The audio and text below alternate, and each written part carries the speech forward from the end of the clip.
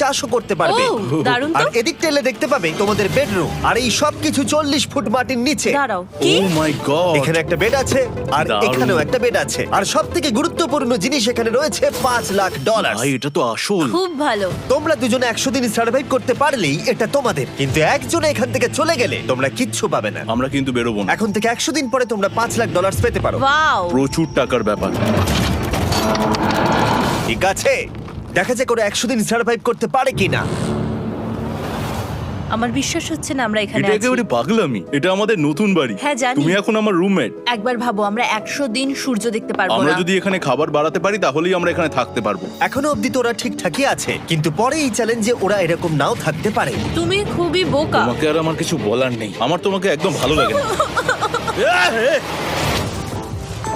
আজকে আমাদের নাইট 1, আশা করছি রাত্রে পড়ে যাব না। Good night Hugo. Good night rain.